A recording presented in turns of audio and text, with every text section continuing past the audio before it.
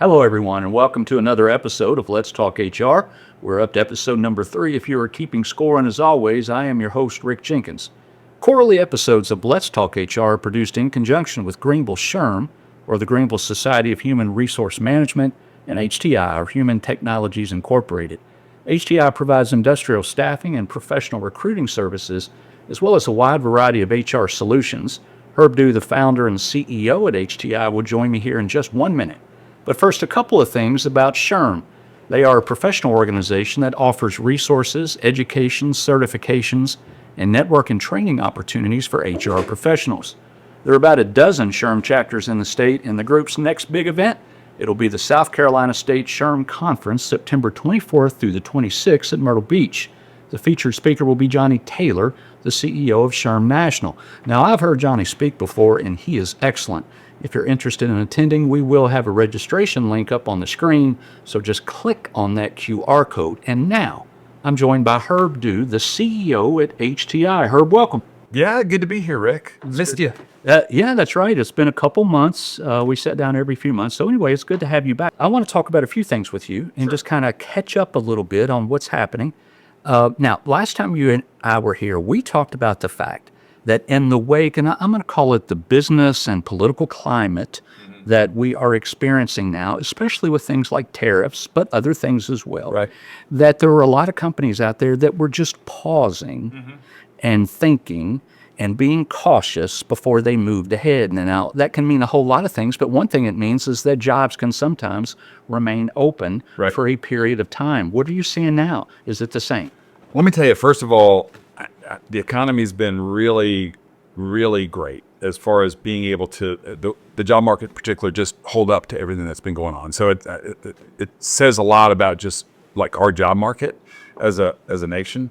Unemployment rate is down 0.1%. So with all the news we've had, 4.1. South Carolina, we're 4.1, so we're at the national average. Okay, Here in South Carolina. mid-range last I saw. Yep. So we improved a little bit. We're up to 4.3, so we're down to 4.1 here in South Carolina. And I think a lot of companies today, I noticed in the news, Hershey, for example, announced that they're going to go ahead and raise prices on all of their chocolate products. So you're beginning to see some of the prices come through, but like automotive makers, which affects South Carolina quite a bit, right? Automotive makers are absorbing a lot of the tariff cost right now, just trying to see what's happening. So I know in the news today, there's potentially a deal signed with Japan, so we'll see what happens with that. Yeah. But I would say right now, I'm kind of optimistic about how resilient the economy's been here in the U.S. So companies were optimistic, but still cautious. Cautious still, I would say. Yeah. So we think there are still jobs that are just being held as we continue to think about it. Well, that makes sense. Let's switch gears a little bit. I stumbled across some terminology recently that I've never heard before. I'm going to see if you've heard of it. Okay. It's called algorithmic HR. Algorithmic HR. Okay. Apparently, companies are using hiring algorithms. I'm not sure how this works to filter out candidates and remove human bias and this kind of thing. So basically what we're talking about is gathering a whole bunch of data in using data to help you in the day-to-day. Now, this is a little piece of artificial intelligence that we're talking about. But one, have you heard of that term? I have, and it's funny, at HTI, we're actually looking for a data analyst to come on board as a part of the HTI team, because so much of our business now is the information's there, but how do you collate that and do something useful with that? But I think the challenge now is it's like drinking out of a fire hose. So how do you take all the information that's out there and how do you manipulate it in such a way that you get a productive output from that and you can do something with it? Let's move to another one. I'm sorry I'm going to skip quick here, but we got a whole lot to talk about, and I just kind of want to touch a few bases. So in my last episode of Let's Talk Business, a guy named Ben Campbell joined me. Ben is a fantastic guy, really insightful. He's the CEO of a group called Hospitality America, and he did the hospitality and tourism industry outlook for us. Now, we got to talking about one of the things that industry is experiencing now, and it's what a lot of us are experiencing, including manufacturers, and that is workforce challenges, right? Right. There are a lot of people, and we have determined that Americans don't want some jobs. That's exactly We have right. determined that they don't necessarily want to work in the back of a kitchen. we've determined that they don't necessarily want to clean hotel rooms. Right. And that makes it hard for us to find people, and those people are experiencing that. And manufacturers are having hard enough time finding as many blue-collar type workers as they can. What are you hearing out there? Well, I've been speaking about this for a while. We need to have an immigration policy that takes everybody that's here in the United States that's here illegally and make them able to work legally here in the United States. We pick up all the taxes associated with that, but they're also the people that would go to work and work on some of these jobs that we can't get Americans to go into. So I think, I'm hopeful that we'll see Congress do something about that, because take a look at the economy right now. We've got a 4.1% unemployment rate. You've heard me talk about this before. There's about 1.5%, 2% that are unemployable, that can't pass a drug screen or a background check. So we don't have that many people out there to work, and we're creating all these new jobs, and we've got to get people that will take those. So I want to go back to what you said there at the beginning. I want to make sure I heard you right. Take people that are in the United States illegally, So and put let's them in say jobs that Americans do not want. Now that's controversial, Herb. That is- even though, But I would you are saying that Americans don't want them, it's still a controversial take. Yeah. Yeah, I think it is. But if you take a look at most of the people that are doing roofing right now, they're probably not here legally. Yeah. You got a lot of landscaping companies out there. So there are a lot of individuals here working in some way to make money, but we're not capturing taxes on those people. They're hitting our healthcare system, but they're not, they're not insured. Right. So I think we need the labor. Yeah. You've heard me talk in previous episodes about the birth rate. We're seeing the numbers of They don't want to have kids. couples wanting to have kids go way, way down. So we need to have younger employees that want to go take these entry level jobs. And I think what we do, politics aside, is figure out how to take people that are here, make them legally able to work. You don't even have to give them citizenship. That doesn't have to be a promise, right? Just put them on work visas and then collect taxes on them. Yeah.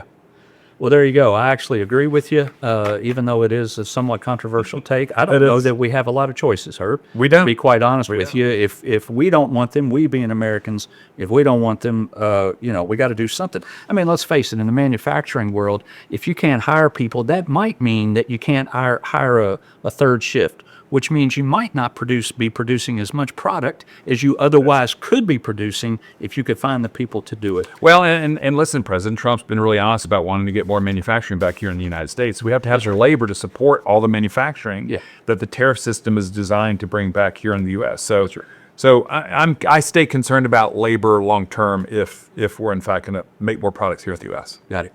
Okay, I'm going to get you out of here on this, but we're going to have a little bit of fun. Okay. Right. So I was messing around with ChatGPT the other day, which is my new favorite thing in the whole world. I love it.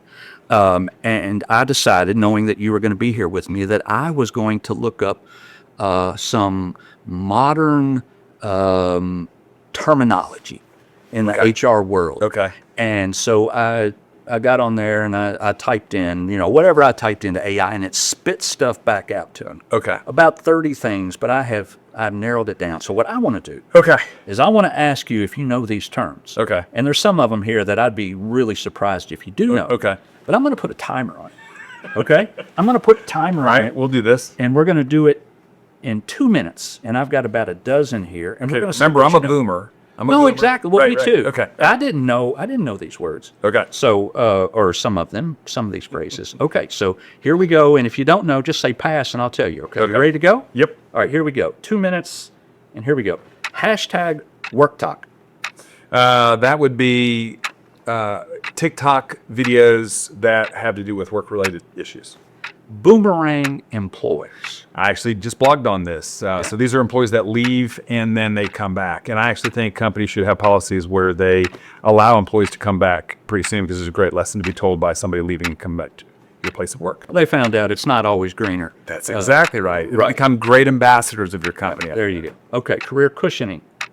That's anticipating being laid off or anticipating something happening to you, so you go out and start looking and sort of paving the way for your next job. Anti-perks.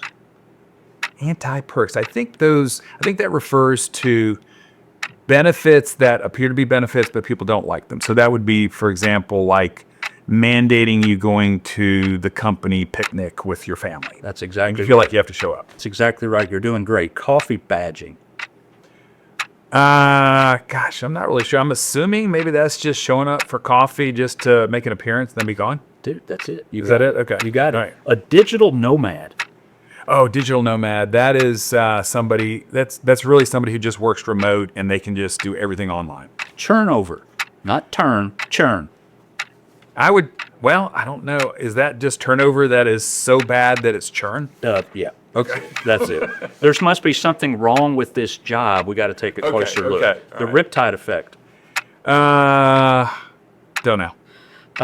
Describes how a significant workplace change like layoffs or leadership shifts can have far-reaching, sometimes unexpected effects throughout a company. Blah, blah.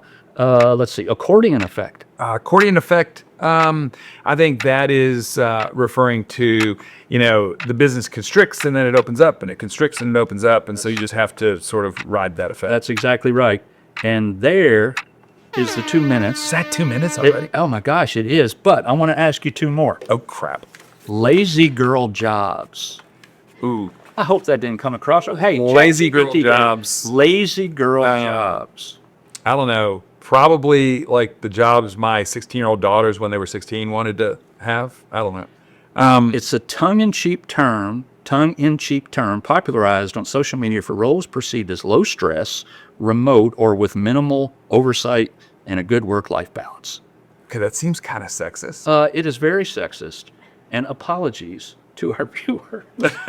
I'm kind of lazy, so you can call them lazy CEO jobs. Yeah, right, exactly. And the last one, bare minimum Mondays. Bare minimum Mondays. Gosh, I know everybody hates Mondays. It's the day you don't want to come back to work, so maybe it's just skipping Monday and starting to work on Tuesday or something. Well, it's not skipping. It's just coming in and not really doing a daggone thing. And it's saving up your energy for later. I have more meetings. It should be meaningless Mondays. I mean, I like that. like